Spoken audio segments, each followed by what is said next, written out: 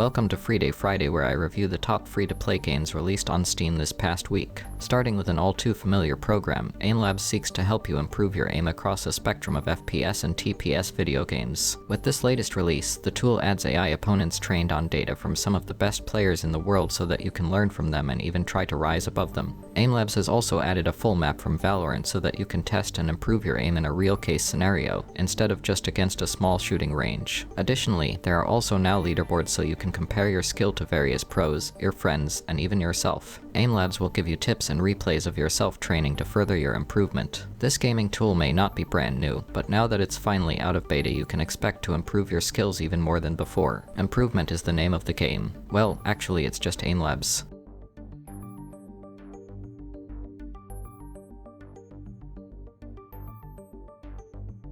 Next up we have Snoody, one of the Ayrie. In this top-down-ish hack-and-slash game you control an Ayrie, a being of color and magic. The story goes that in the kingdom of the Ayries, a once vibrant land, your character wakes up to find the world drained of color. The elders task you with going to 4 different colored planets across the solar system to gather crystals to restore color and magic to the world, as grayscale things cannot produce magic. This game may look cute and easy, but it is rather intense. I died many times during my play test of it. You have limited attacks which are magic-based, for which to fight back the hordes of slug creatures and dinosaurs and other little creatures of concentrated death while they fire an endless barrage of hard-hitting, fast-moving bullet hell shenanigans at you. You also have an aimable dodge that can be spammed until you run out of stamina, and you can cycle through your magic with the number buttons or Q and E keys. One downside is that the cycle does not include your base wand, which you will want to have on hand due to your limited mana pool. While playing, I found that the water and earth magics were the most effective through the adventure. You also get other kinds of magic like a totem that heals your HP and MP in an area for a few seconds. There is also a bit of a Souls-like aspect to the game.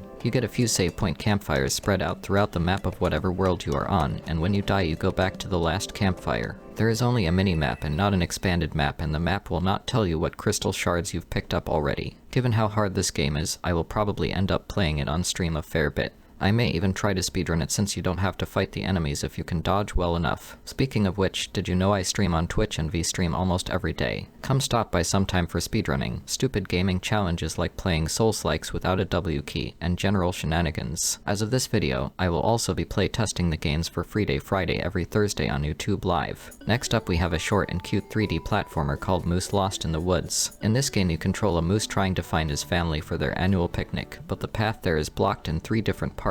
Your task is to gather pine cones and help the various denizens of the woods repair the way into the woods, find lost personal belongings, and even help them build some other things. You also have to play hide and seek with a woodpecker, who is somewhat annoying to find. This game was a joy to play after some initial frustration with the camera. The game does not lock the mouse to the screen, and it doesn't seem there is any way to do so. In addition, while you can technically control the camera with right mouse button, the camera on this control can only rotate one direction. Instead, make sure to use the left and right arrow keys only, unless you really feel like emulating one of Skinner's pigeons. The other small issue with the game is that collision when trying to climb rocks is slightly janky, so taking shortcuts, for you speedrunners out there, can actually do more harm than good. That said, there are absolutely some shortcuts that can be taken, and I think this game would be a good entry on speedrun.com. I think my favorite part of the game was helping the construction team have a dance party before they were willing to actually fix the way to the next section of the game. There are a few tasks that aren't even necessary to getting to the next section, so you can also play it for completionist points. Despite the short gameplay and a few small bugs, I really enjoyed my time playing, exploring, jumping around, helping out the denizens of the woods,